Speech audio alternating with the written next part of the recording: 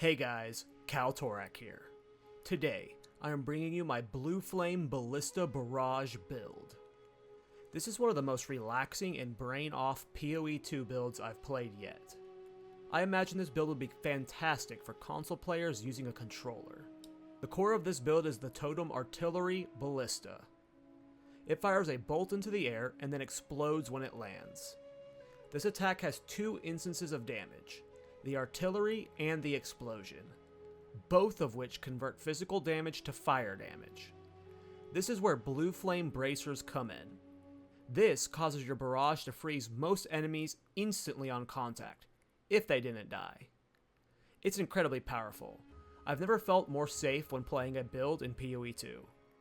On bossing, you not only freeze bosses fast, but you consistently stun them.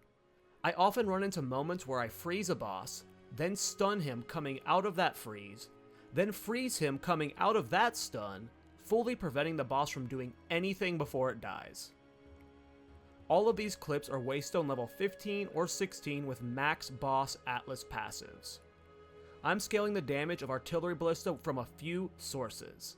Elemental damage with attacks on crossbow, as well as projectile skills, is a massive boost to our damage. Added damage to attack on your ring also helps. Then from the passive tree, taking attack speed, attack damage, area of effect, and totem buff so you can have 4 down. You end up with some pretty wild results. Scattershot, overabundance, and the additional projectile from Deadeye makes it to where your projectiles cover most of the screen. The damage is very good to the point that I'm clearing Citadel bosses in 15 seconds and Sanctum and Ultimatum end bosses in 30 seconds. I know one thing a lot of people are going to say, so I'm going to address this now. Why am I not using Hoa or Heralds? Well, at this point I've made 15-ish builds, and half of them are using Hoa or Heralds. I'm just bored of them. Yeah, they would be great for this build. Probably insane. A shock version of this build using 3 dragons and Hoa could be really fun. I'm trying to practice and learn other styles though.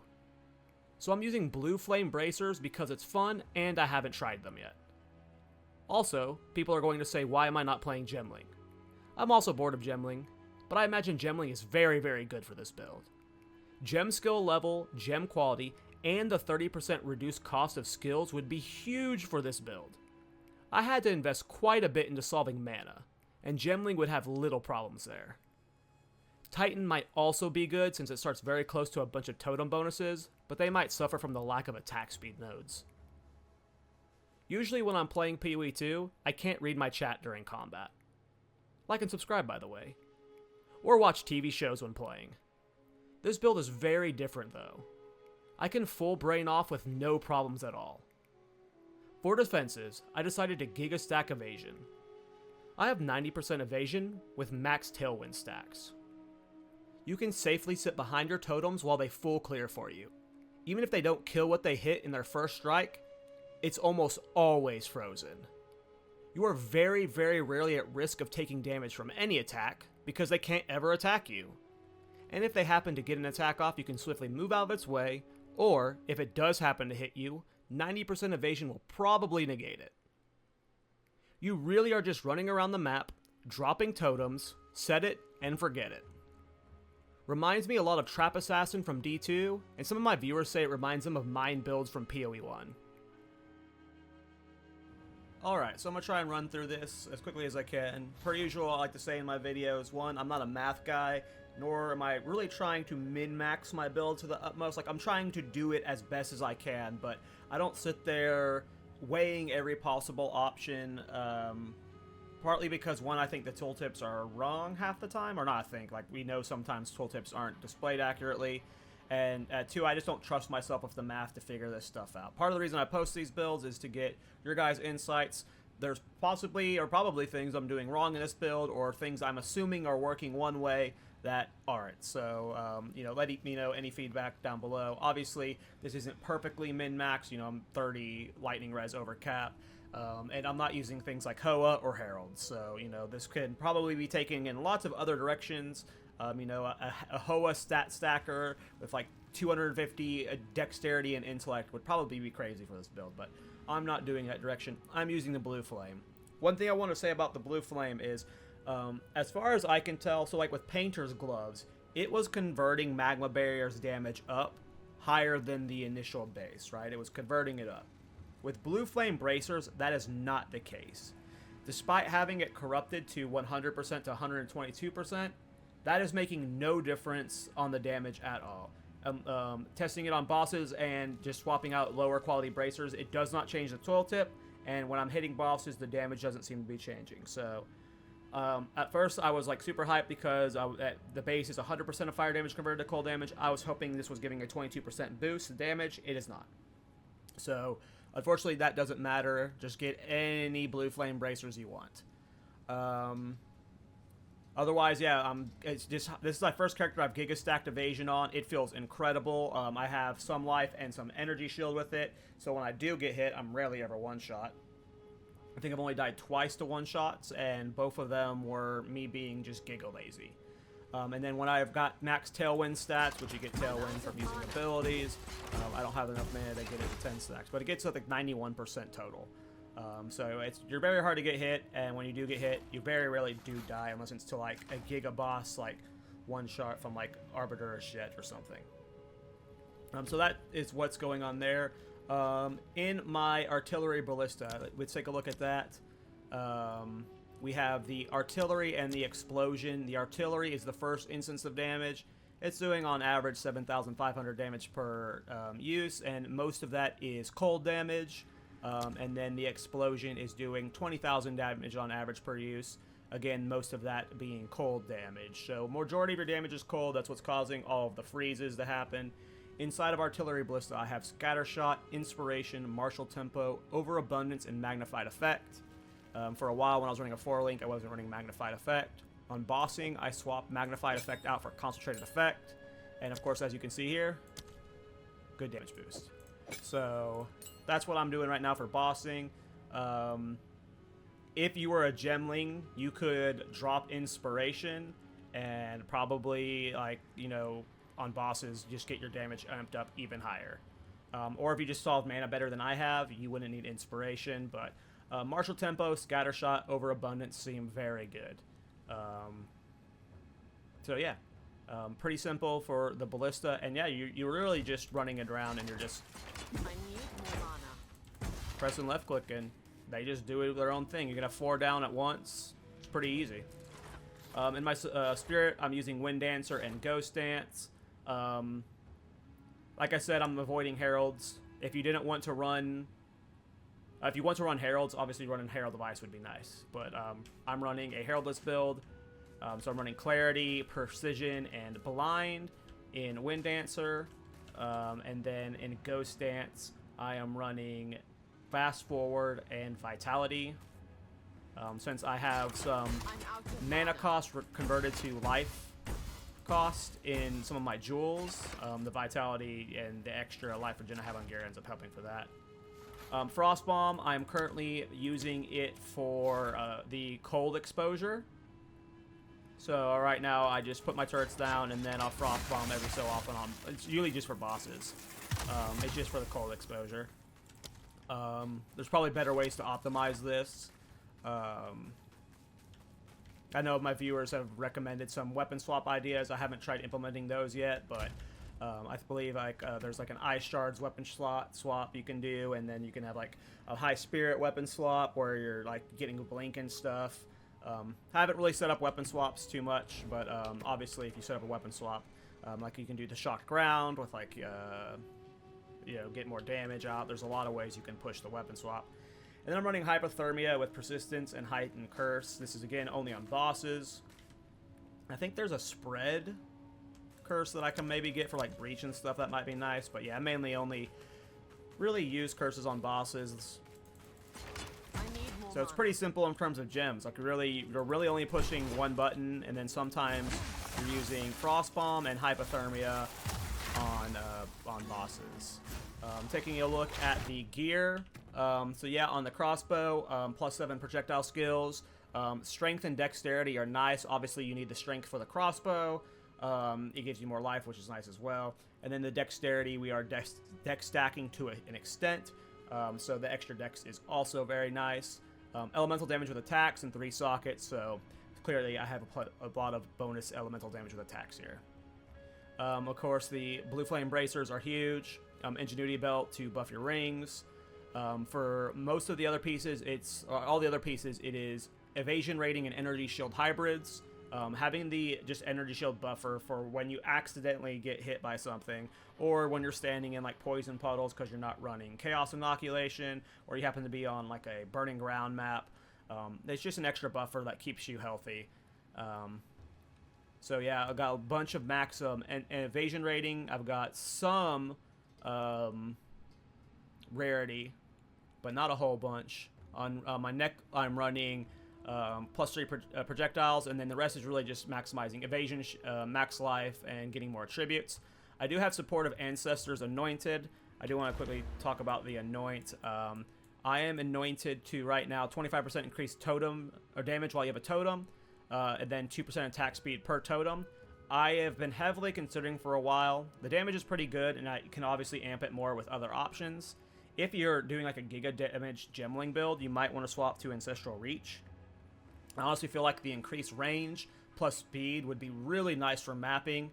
And if you don't end up needing the damage for bossing, you can drop Support of Ancestors. There also might be better anoints you can get. This was 25% damage plus 8% attack speed with max totem, so it seemed good to me, but I've been tempted to take Ancestral Reach for a bit now. So yeah, projectile skills matters on your amulet, and then on my rings, I've got added fire damage to attacks. I have not found better rings I've wanted to try yet, but yeah, I've got extra strength. Oh, and mana regen on both my rings. Mana is a huge problem, for this build. As you can see here, I can only get 3 casts off before I'm so yeah. I went with mana regen to try and solve that, and that did get a little bit of life cost conversion to help with that as well. And yeah, that's the gear. I don't think I'm forgetting anything. Just get max life if you can on all your pieces. I'm missing it on my helmet. And yeah, I'm sure there's more ways to boost the damage, but here is my passive tree. So I went Deadeye for the additional projectile. Like I said, I think Gemling might be good. But I like the Endless Munition. Right now I'm using Point Blank. Here's the thing I don't know, is when you use the Artillery Ballista, it shoots a projectile into the air, and then it comes back down and hits. Does that travel time where it's going up in the air count as meters? Or is it like only like if it's going away from the ballista, does that count as meters? Because if it is going up and down, that might always register for the max distance one. I forget what it's called. But right now I'm doing point blank because on bosses I'm putting all of my ballista around the boss. So I don't know if that air travel time where it goes upwards counts or not towards the travel time. So that's where my question mark is for that. And then I'm using Tailwind just for the extra evasion, skill speed, and stuff. So pretty standard there. For this direction, we get the additional projectile speed, attack speed, dexterity, increased damage when hitting enemies with ailments. We're basically always freezing stuff, so... additional move speed. This is why we're dex stacking as much as I can, getting attack speed per 15 dex. These are just more dexterity and then more evasion. This is a lot more evasion here, and that's how I'm like at 90% basically. This is an attack, so Managing Strikes gives you 25% attack damage. Move speed, skill speed, all pretty standard stuff you see in dex builds. This is pretty much how I was building my Molten Blast Invoker. Attack speed when using a flask. This is basically all the stuff I was using on those guys. Catalyst for more elemental damage with attacks. Increased damage with hits with enemies affected by ailments. More evasion rating. More projectile speed and increased area of effect. Attack damage penetrates elemental resistances. Freeze buildup. I don't know if these nodes are needed or not. I'm liking it for just instantly freezing bosses. I have not tested without it in a while. These might be droppable. but when I was initially doing this with like, I'd say like a half the damage, this felt really nice for bossing.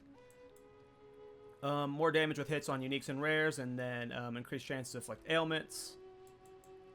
More attack speed and chance to blind since we're a high evasion build. Then of course blinding enemies, you know, just seemed smart to me.